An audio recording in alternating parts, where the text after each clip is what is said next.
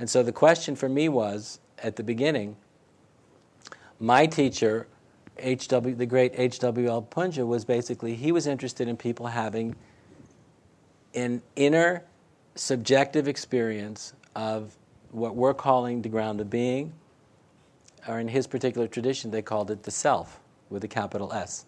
So what he wanted, and he was very good at teaching this, he was a very powerful teacher, he wanted you to understand, through your own direct experience, he wanted you to have a glimpse of the absolute, an experience of the non-relative absolute nature of timeless, formless being. And in the way that he taught it, his particular philosophical orientation of this tradition of Advaita, this radical Advaita Vedanta that he was teaching, the idea is if you have an experience of the infinite nature of what the Buddha called the uncreated and the unborn. I've been speaking a lot about that over the last 6 or 7 days. He said, if you had an experience, like as some of you are having experience, you're tasting or glimpsing this deepest part of yourself that exists before time.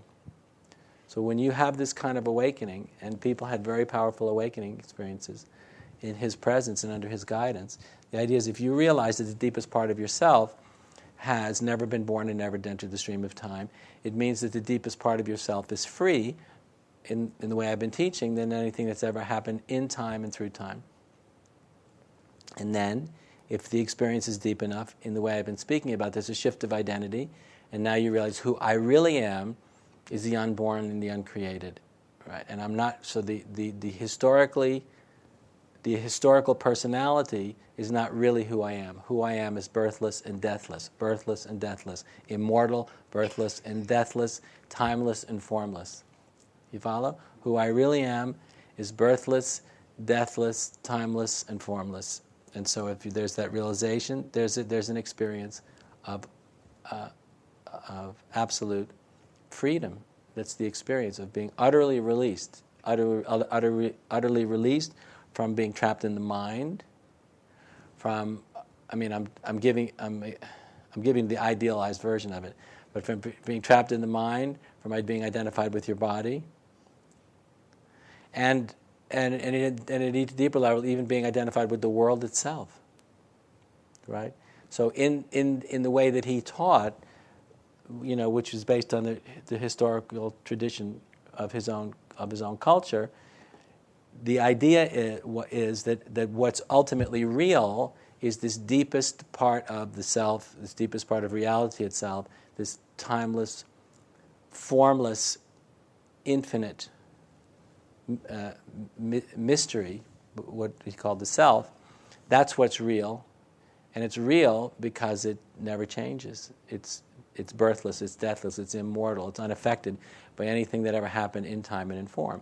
And so the idea is if you realize that, if you awaken to that and realize that it frees you from, in the way I've been saying, frees you from your mind, frees you from identification with the body, it frees you from being lost in the dream of the world. The world is a dream, it's not real. The world, in the way that he was teaching anyway, the world is recognized to be a dream and ultimately unreal. And so then if you understand that, if you experience that directly, you experience freedom from your mind, freedom from the body. This is the idealized version of it. Freedom from the mind, freedom from the body, freedom from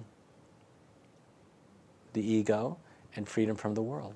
It's freedom, complete freedom and total release from, in the idealized version from. And then the idea is, if you get it, if you really get it, for those people who really got it very deeply, you stop taking your mind seriously, too seriously.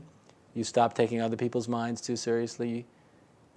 You stop taking the world around you and what's happening in the world seriously, because you know it's not real.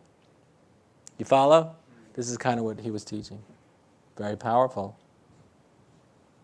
Very powerful. So, before we get to the evolutionary dimension of this, before I got to the evolutionary dimension of this, which we're going to go into quite deeply, what I was very interested in at the beginning was the going beyond ego aspect of it. So I realized that in my teacher's presence, because he had an extremely powerful presence, in his presence and through his teaching, I could have, and other people could have, an experience of going beyond the ego. Because they would experience a deeper part of themselves, right? As many of you are experiencing here. You suddenly awaken to and you experience a deeper part of yourself than your psychological self.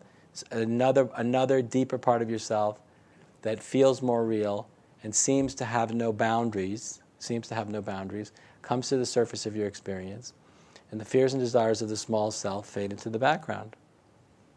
Right? And so, but this experience in his presence and with him was an inner experience. It was an experience that the individual experienced inside their own subjective experience of consciousness. And so in the same way, this is what we've been going into over the last 6 days so far, is we've been looking into the nature of our own subjective experience when we stop identifying or make the effort to stop identifying with the mind and with dualistic thinking. So when we make the effort to stop identifying with our mind and engaging with dualistic thinking, we have a similar kind of experience where the psychological self and the whole agenda of the psychological self and our compulsive identification with time and history falls into the background, and what comes into the foreground is the mystery of being. It's not something you understand with your mind, but there's a sense of everything opening up and awakening to that which is non-relative, absolute, and boundaryless. Right? Okay. So what I became very interested in, around 25 years ago, was how does the experience of the transcending the fears and desires of the ego, how does that experience translate into human behavior? And so the metaphor I always use for this, and some of you have heard me say this before, and for some of you it's new. The metaphor I use to explain exactly what I'm talking about is you can imagine that you're sitting in your bedroom by yourself on your bed, and you're sitting with your eyes closed, and your mind has gone completely quiet. And your mind has gone so quiet that you've lost all touch of memory of anything. So your mind is gone. There's no awareness of memory, and you've gone so deeply that you can't even remember that you're sitting on your bed in your room, and you're experiencing the ecstasy of timeless, formless freedom without beginning and end. You got that? Everybody got that? So that's what's happening, and then suddenly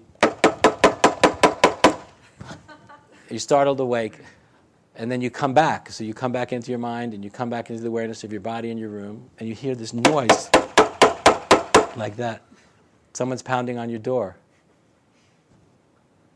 So that's the state you find yourself in.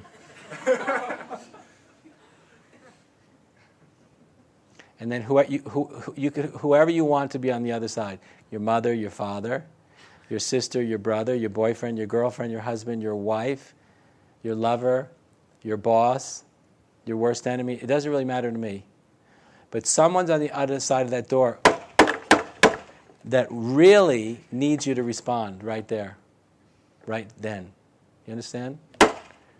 So when you hear this knocking, suddenly there's a problem.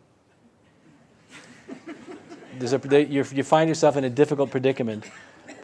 And so the question is, when you open your eyes like this and you go to the door, who is it exactly that is going to be responding to who's ever on the other side of the door when you open it? Who is it in yourself? There's someone there on the other side of the door that you have a historical relationship with, and because this thing is going like this, you have to respond. The time is up. They want you. Something happened, and you need to respond to them now. You follow? So the question for me was, who's going to respond? How do we ensure that when you open your mouth, there is no duality between where you were and who you are, how you are, as you are. That's the big. You get it? This is really, really, really, really, really very important. And I can tell you that most of the great traditions haven't really dealt with this particular issue in any satisfying way.